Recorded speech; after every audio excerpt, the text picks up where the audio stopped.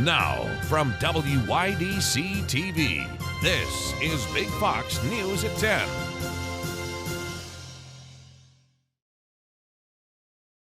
Thank you for joining us. I'm Anna Manuel. A community is in mourning following the tragic death of an elementary school teacher.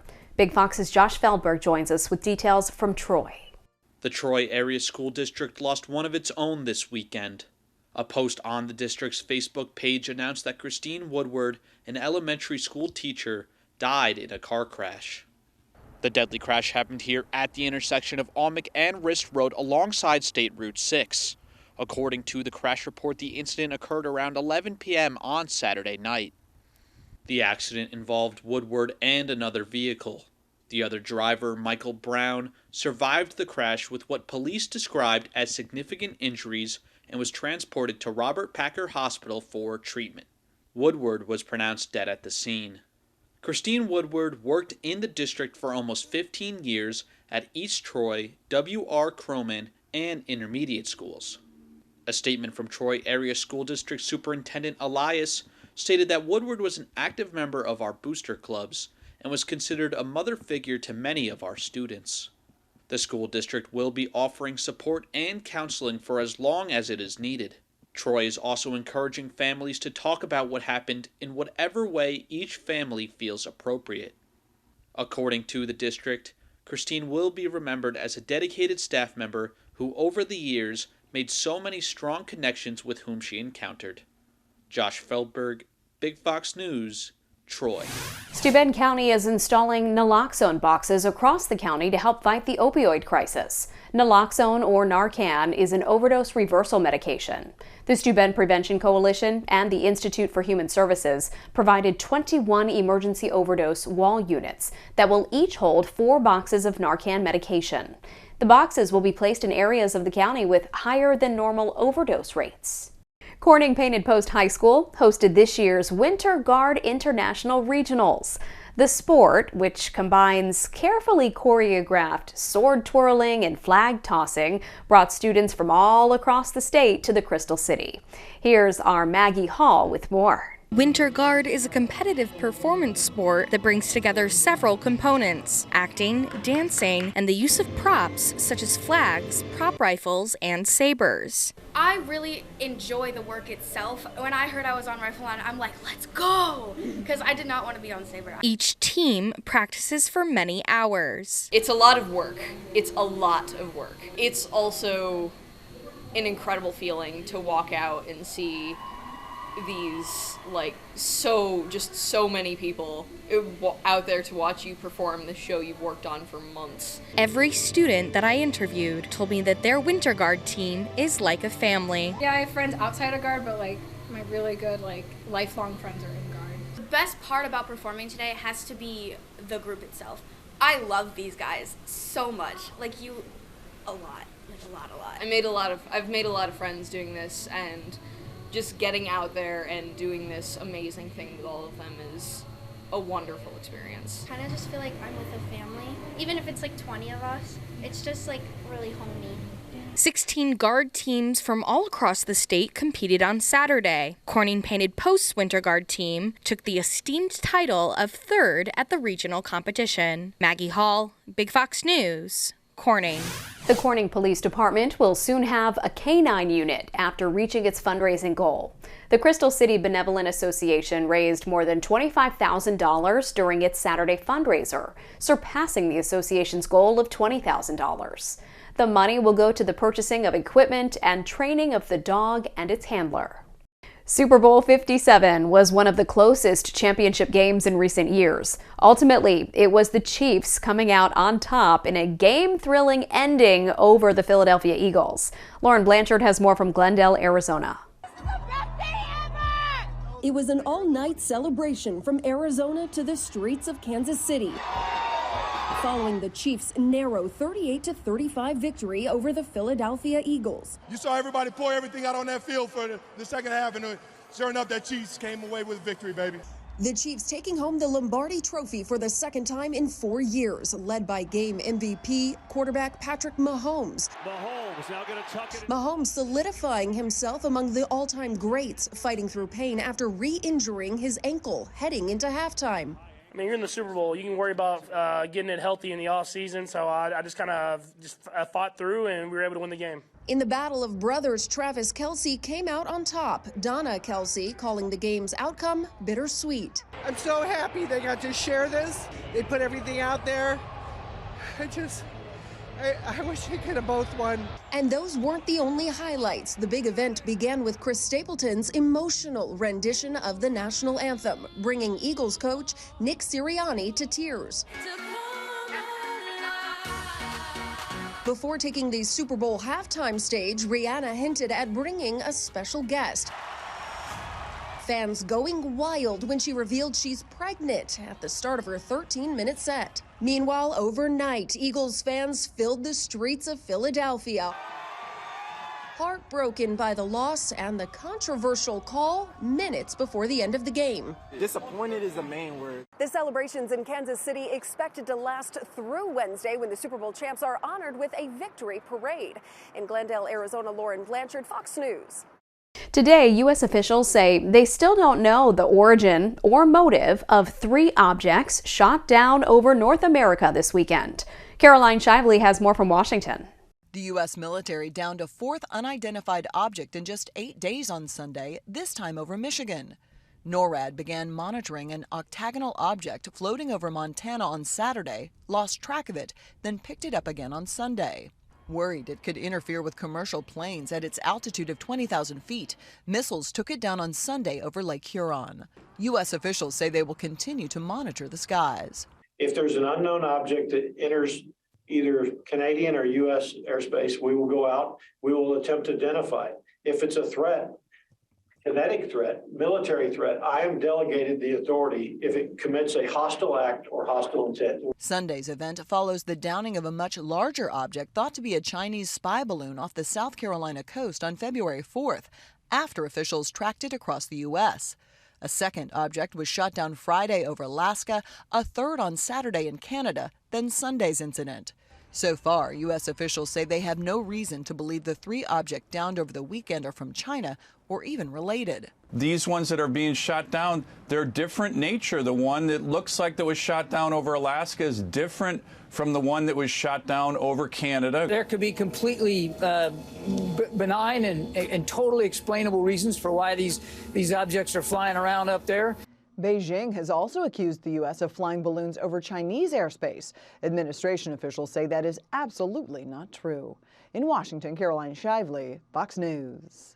Your complete workweek forecast is coming up next. Plus, how people thousands of miles away are coming together to help those impacted by the devastating earthquake in Turkey. Stay with us. Here's your local stock market update from Big Fox.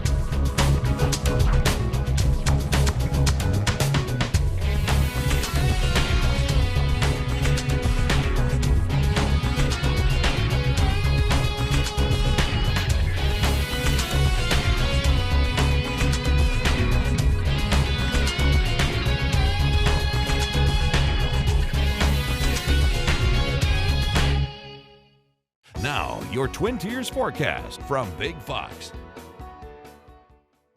Overall, this winter has been a very mild one, and spring is seeming like it has sprung with these very mild temperatures, but we still have a lot of winter still to get through.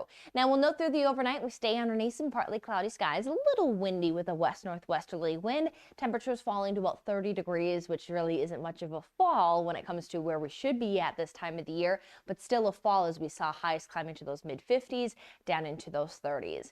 Now, we have more of these spring-like temperatures expected, even near record high temperatures expected Wednesday, potentially into Thursday, but by Thursday there will be a switch that is going going to bring a little bit of a cool down as well as some active weather. But although we are cooling, we are going to be underneath a very active weather pattern roller coaster, if you would say, that is going to take us through the weekend and into next week.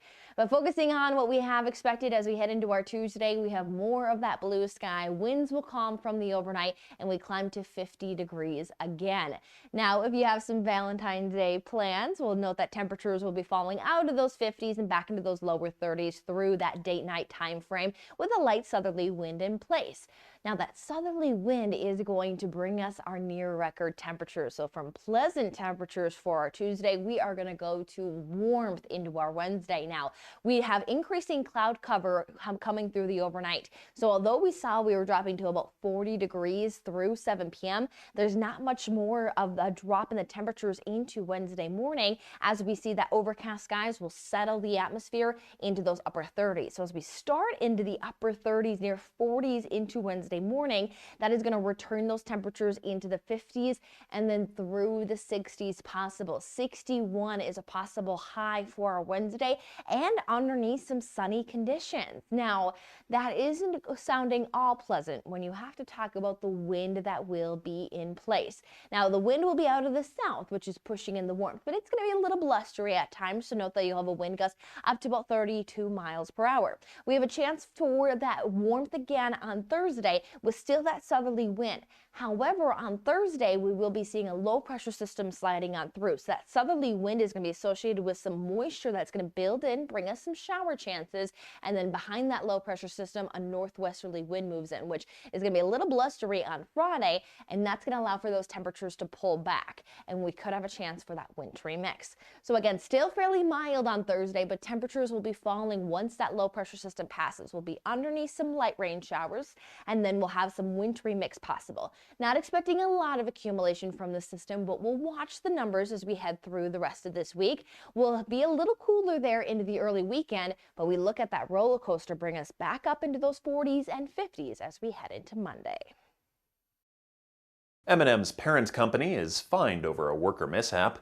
Google will expand its efforts to fight misinformation, and Subway will change the way it makes its sandwiches. CJ Papa has those stories and more in today's Business Briefs. The Mars Wrigley Company will have to pay more than $14,000 for an accident last year when two workers fell into a vat of chocolate. The accident happened in June at an M&M plant in Elizabethtown, Pennsylvania. OSHA says the workers were not shown proper safety procedures and not authorized to work in the tanks. Emergency personnel were able to free the workers. Google plans to expand its misinformation pre-bunking to Germany after the program did well in Eastern Europe. The company will release videos showing common techniques used to promote claims that are false. The videos will appear as ads on platforms like Facebook, YouTube, and TikTok. Subway says it will phase out pre-sliced meats. In a recent interview, Subway North America President Trevor Haynes says the company will equip each of its locations with deli slicers. Subway currently slices its meats at a central location and ships them to restaurants. The company plans to make the change over the first half of this year and have slicers in each restaurant by summer. Roughly 1 in 5 people in the U.S. expected to miss work today, the day after the Super Bowl. That equals 26.6 million people who, according to the survey, will miss some amount of work Monday. The survey was done by UKG, a workforce and human resources company. That's business. I'm CJ Papa. A chapter of a Turkish organization in California is sending all kinds of essentials to those in Turkey impacted by the recent earthquakes. LaMonica Peters reports. The Turkish American Association of California says volunteers packed 165 boxes of things like baby food, diapers, coats, and sleeping tents. One of our friends in the Bay Area, he lost over 100 relatives. The nonprofit says they're working with the Turkish Embassy and Turkish Airlines to get donated items flown in from around the world. I'm Turkish. And my family is all back in Turkey. Thankfully, they weren't in the affected regions, but some of my friends and their relatives, they were affected. There's a lot of people that care and they're willing to put their time in to help and donate, and I think I've seen that and a lot of caring people here. The 7.8 magnitude earthquake, which severely impacted areas near the Turkish and Syrian border, is said to be one of the deadliest quakes in over a decade. A lot of rural areas, the villages have not been reached at. And imagine we lost homes, schools, hospitals. Everything needs to be rebuilt. Make sure that the diapers and baby formulas, they go first. Ozışık came to the United States over 30 years ago and since then has been involved with the Turkish American Association of California. As president of the Northern California chapter, she says they were preparing to celebrate the 100th anniversary of Turkey's republic. Now all of their efforts are focused on helping the nation recover.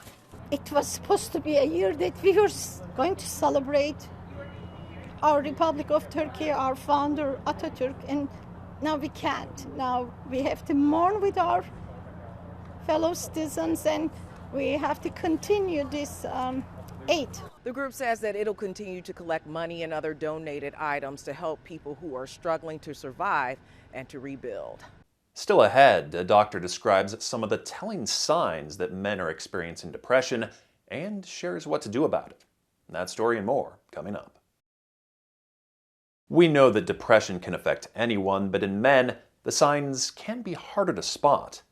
Beth Galvin spoke with a doctor who explains some of the telltale signs that men are suffering depression. Men who are depressed are more likely to show it with anger and aggression, and because those are not typical depression symptoms, it can be harder to recognize what's going on. When we think about men who are depressed, Dr. Suvrat Bhargave of the Center for Family Psychiatry in Tyrone, Georgia, says we often assume they will feel sad. But it turns out the number one symptom of depression in men is not sadness. It's often irritability. So being more easily irritated, frustrated, having big reactions to things. And men who are depressed understand that they are irritable. It's not as though they don't realize that their reactions are much bigger than they used to be. The National Institute of Mental Health says other common signs of depression in men can include feeling anxious or restless, loss of interest in work, family, or hobbies, problems with sexual desire and performance, feeling sad or empty or flat or hopeless, and not being able to concentrate or remember details. It can affect their energy level on how much they can do things. Their focus can often be affected when they're depressed. Sleep patterns will change, and even their appetites will sometimes change. And I think one of the messages that a lot of men need to hear is that it's okay to ask for help, because there is a way for them to feel better. Dr. Bhargave says treatment usually involves either medication like antidepressants or talk therapy or a combination of the two. And so all I'm asking men to do is to come in and start the discussion. Talk to their primary care doctors, talk to a therapist, come in and see a psychiatrist, whoever you're comfortable talking to. Just begin the discussion and trust that the expert will be able to tell you what's the best plan for you. And Dr. Bhargave says with the right treatment, most men can get better. And if you're not sure where to start in getting help, talk to your primary care doctor about what's going on. For your Fox Medical team, I'm Beth Galvin. Imagine dropping your kids off at daycare, trusting they're in good hands, and finding out later that they were being medicated. That was the harsh discovery for some parents in Indianapolis. Russ McQuaid has the story. This probable cause affidavit claims that the child care director at this church gave unauthorized sleep medication to children as young as 1 year old so she wouldn't have to deal with fussy kids at nap time. This was parent Paul Caudle's reaction when he read my copy of the probable cause affidavit. It's pretty bad. It's pretty staggering how many of these children were subjected to this, the same as mine. Tanya Rochelle Voris was the executive director of the Kids Life Child Care Ministry at New Life Church. With it being a church organization, you shouldn't have to worry about whether my daughter's safe at that facility. On January 31st, the pastor called Cumberland Police to report a staff member told him Voris was giving kids melatonin at nap time. The assistant said she had done so too until her conscience got the better of her. That's when the pastor started calling in the parents one by one. And I explained to him, I was like, so you mean that somebody had been drugging my daughter? There was a lot of anger that came towards the end of it, but I was in a church with a pastor. Several of the parents told police they noticed behavioral and physical changes in their children. She would have random outbursts of emotion, just And it would always be towards bedtime. It was always, she wouldn't eat. Like, she would complain about headaches. Caudle said after detoxing his daughter from the melatonin side effects, she's back to herself and he's looking for a new child care center. That spunky little sassy toddler is back, not the little zombie that I used to pick up. Voris faces 1 felony charge of neglect of a dependent and 1 misdemeanor reckless supervision charge. Pastor David Falk told me that his church is cooperating with the investigation. When I asked him if anybody else in the church or in the child care staff knew that Voris was allegedly giving melatonin to those kids, he told me to have a nice day, and then he locked the church doors. Stay with us. We'll have more after the break. We want to leave you with a smile. You've seen homeowners go all out for Christmas, but a California resident says she spent 3 years setting up the ultimate display to celebrate Valentine's Day. Eve DeLay loves getting in the holiday spirit for the Day of Love. She built this art installation that she calls the Shangri-La Valentine Selfie Stop, and neighbors are encouraged to visit and take pictures. DeLay says the display is about spreading good cheer, not just through romance, through her Alameda neighborhood. That selfie stop will be open through late February. I'm Scott Beadle. Thanks so much for watching.